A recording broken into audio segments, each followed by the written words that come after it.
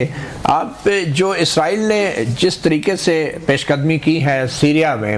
اس کو ویسے تو تمام ممالک ہی اس کی مذمت کر رہے ہیں اور اس کو زمین پر قبضے کی ایک کوشش قرار دے رہے ہیں، مگر عملی طور پہ آپ کیا دیکھ رہے ہیں؟ اسرائیل کے مقاصد کیا ہیں؟ ایک طرف تو وہ غزہ پر بمباری سے اس کو مصروفیت اتنی ہے اور دوسری طرف وہ سیریا کے اندر جو فوجی کارروائیاں اب اس نے کرنا شروع کر دی ہیں، تو الٹیمیٹلی ہوگا کیا اس خطے میں؟ دیکھیں، یہ تو کہنا بہت مشکل ہے کہ الٹیمیٹلی کیا ہوگا، لیکن جہاں تک اسرائیل کے مقاصد ہیں تو وہ تو بہت واضح ہیں، اور وہ ہے گریٹر اسرائیل۔ یہ میں نہیں کہہ رہا، آپ ان کے اپنے بیانات دیکھ لیں، آپ ان جو آئی ڈی ایف کے سولجرز ہیں جو غزہ میں قتل و غارت کر رہے ہیں، اگر آپ ان کے پیچز دیکھیں تو وہ بھی سارے گریٹر اسرائیل کے پیچز ہیں۔ یہ تو ہو گئی لانگ ٹرم اسٹریٹجی۔ اب اگر ہم شارٹ ٹرم ٹیکٹکس اور اسٹریٹجی کی طرف جائیں تو آپ ایک چیز نوٹ کریں گے، اگر آپ اس خطے کے نقشے کو دیکھیں کہ جو زمین جس پر شام کی جس زمین پر اسرائیل قبضہ کر رہا ہے وہ انتہائی اسٹریٹجک اس لحاظ سے بھی ہے کہ یہ اب لبنان کے ایسٹرن بارڈر کو بھی کور کر رہے ہیں۔ اب ان کے اور حزب اللہ کے بیچ میں جو جنگ بندی ہوئی ہے وہ ظاہر ہے وہ عارضی ہی ہوگی۔ آپ کو پتا ہے کہ اب حزب اللہ کی جو ایک بہت بڑی سپلائی لائن تھی بشار الاسد کے جانے کے بعد، وہ سپلائی لائن کٹ گئی ہے، اور اب نیکسٹ جب اسرائیل حملہ کرے گا لیبنان پر تو وہ صرف اپنے ناردرن بارڈر سے نہیں کرے گا بلکہ شام کی سرزمین سے بھی کر سکتا ہے۔ اب جہاں تک شام کی بات ہے تو جیسے آپ کو پتا ہوگا اسرائیل نے ماؤنٹ ہیرنون پر بھی قبضہ کر لیا ہے، جو کہ انتہائی اسٹریٹجک لوکیشن ہے۔ اس وقت وہ دمشق سے میرا خیال ہے کہ شاید 20 سے 25 کلومیٹر دور ہوں گے، اور وہاں پر باڑیں بھی لگائی جا رہی ہیں، منصوبہ بندی بھی کی جا رہی ہے کہ یہاں پر اسرائیلیوں کو آباد بھی کیا جائے گا۔ یقیناً وہاں پر ملٹری آؤٹ پوسٹ تو بنائیں گے، اور جیسے آپ نے کہا باقی ممالک مذمت تو کر رہے ہیں، لیکن مذمت سے آگے وہ کچھ نہ کریں گے، نہ شاید کر سکتے، اور یقیناً کرنا چاہتے نہیں ہیں۔ آپ کو پتا ہے کہ یو ایس کی مکمل سپورٹ ہے، تمام میرا خیال ہے مغربی ممالک کی بھی ان کو مکمل سپورٹ حاصل ہے، اور جبھی بھی جو کچھ بھی اسرائیل نے کیا ہے، جو پچھلے 14 ماہ سے جو 15 ماہ ہو گئے اب تو جو نسل کشی جاری ہے، اس میں اسرائیل کو ایک بات کی سمجھ آ گئی ہے کہ ہم کچھ بھی کر سکتے ہیں اور ہمیں روکنے والا کوئی بھی نہیں ہے اسرائیل کے علاوہ۔ جو جی ذرا کھوڑ صاحب، آپ کو نہیں لگتا کہ ترکی جو ہے ایک بہت بڑا سٹیک ہولڈر ہے، خاص طور پہ شام میں اس کے کافی تعاون بھی رہا ہے باغیوں کے ساتھ، اور آپ نے خود ہی اپنے کالم میں بھی لکھا ہے کہ وہ اس خطے میں ایک بڑا پلیئر بننے جا رہا ہے، تو کیا رد عمل ہو سکتا ہے ترکیہ کا؟ بالکل،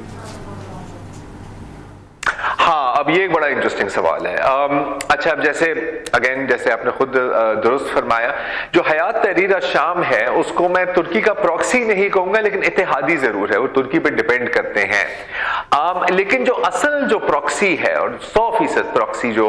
ترکی کی ہے شام میں، وہ ہے سیرین نیشنل آرمی، جس کو فری سیرین آرمی بھی کہا جاتا تھا۔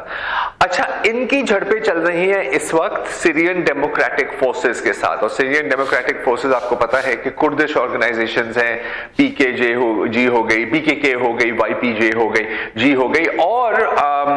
یہ کوئی اتفاق نہیں ہے، یہ ان علاقوں میں زیادہ مضبوط ہیں جہاں پر شام کا تیل ہے۔ اب یہ کروشل فیکٹر ہے، آپ کو پتا ہے کہ تیل کی تو بہت اہمیت ہے، لیکن جو بھی حکومت آئے گی شام میں، ابھی جیسے اس وقت حیات تحریر الشام جولانی کی جو ایچ ٹی ایس ہے وہ حاوی ہے، لیکن جب ان کو سیریا کو ری بلڈ کرنا ہوگا اور جب اپنی فوج کو دوبارہ بنانا ہوگا تو ظاہر ہے اس کے لیے پیسے چاہیے ہوتے ہیں، اور پیسے آپ کو کہاں سے ملیں گے؟ آپ کو تیل سے، from the oil deposits and gas deposits. اب آپ یہ بھی دیکھ سکتے ہیں کہ جولانی نے بار بار کردوں کو کہا ہے کہ جی آپ اپنے گروپس کو ڈیزالو کر دیں، آپ حکومت کا حصہ بن جائیں، تاکہ ہمارا بھی اس خطے کے اوپر، جس خطے پر اس وقت کردز ہیں، جہاں پر وہ کردز ہیں، وہاں پر بھی ہمارا قبضہ ہو۔ اب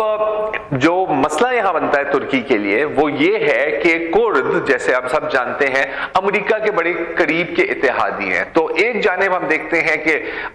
یہ سیکرٹری آف اسٹیٹ بلنکن آتے ہیں اور وہ منتیں کرتے ہیں کہ نہیں جی یہ بڑے ہمارے دوست ہیں، آپ ان پر بمباری نہ کریں، لیکن ترکی کے اسٹریٹجک انٹرسٹ میں یہ یہ نہیں ہے کہ ان کی سرحدوں یا ان کے بارڈر بفر زون بنایا ہوا ہے اس کے قریب ایک ڈی فیکٹو کردش ریاست ہو، یہ ان کو کسی حال میں قبول نہیں ہو سکتا۔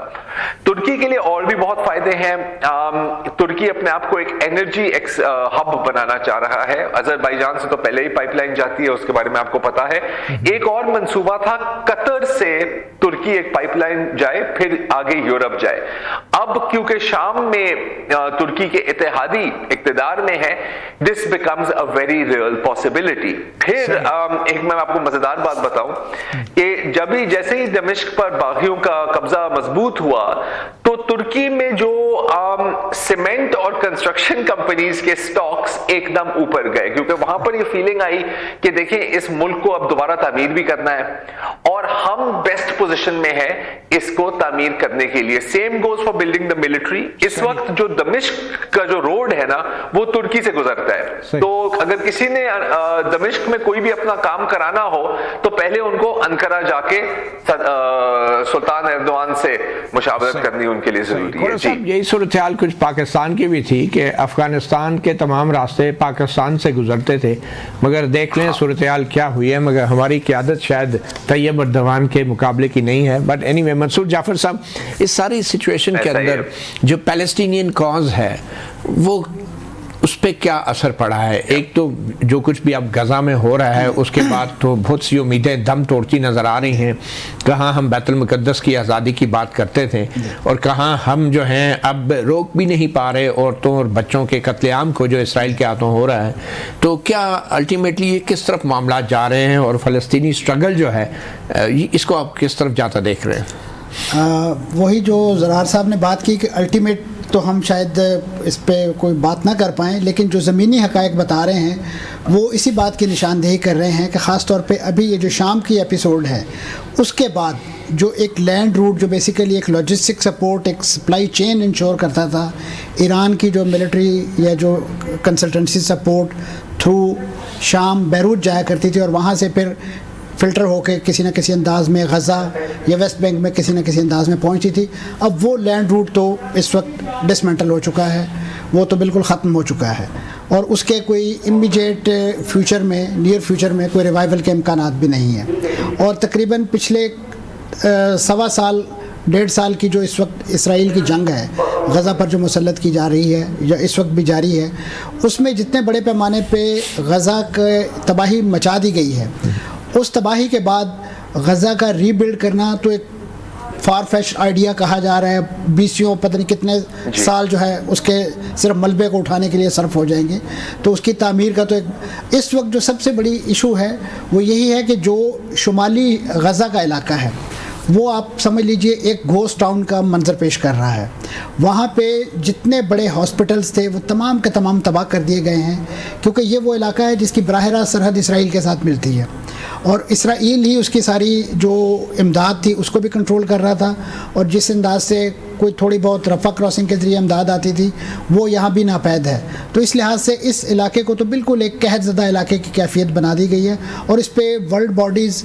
یعنی اقوام متحدہ سے لے کے تمام عالمی ادارے جو ہیں وہ چیخ رہے ہیں، لیکن کسی کی کوئی سنوائی نہیں ہے۔ ٹھیک ہے، اچھا یہ حزب اللہ کی اس وقت کیا پوزیشن ہے؟ بظاہر تو ایک سیز فائر ہے جی، مگر الٹیمیٹلی حزب اللہ جو ہے یوں ہی خاموش رہے گی یا کیا ہو رہا ہے اس وقت؟ تو جو یعنی جو ایک ٹائملی لل جو ہے وہاں پہ نظر آ رہا ہے، اس کی وجہ یہی ایک سیز فائر ہی قرار دی، لیکن اسرائیل اس کے باوجود اس سیز فائر کی وائلیشن کرتا ہوا بھی دکھائی دے رہا ہے، اور اسرائیل حزب اللہ کو جو پابند کیا گیا تھا UN قرارداد کے تحت کہ وہ جو ریور لاطانی ہے اس کے ایک سائڈ پہ رہیں اور یہاں سے اپنی پوزیشن موو نہ کریں، اسرائیل آج بھی وہاں پہ جو یونیفل فورسز ہیں اس پہ اٹیک کر رہا ہے، یعنی اسرائیل پر ابھی بھی ود امپیونٹی وہ تمام اٹیکس اس کے جاری ہیں، وہ ساری چیزوں کو اسی انداز سے لے کے چل رہا ہے، صرف اور صرف جو ساری پابندیاں ہیں، جو جکڑ بندیاں ہیں وہ حزب اللہ پر یا جو ان کے فریڈم فائٹرز ہیں ان پر لگائی گئی ہیں۔ ٹھیک، رانا جاوید، امریکہ کا کیا اس وقت پوسچر ہے؟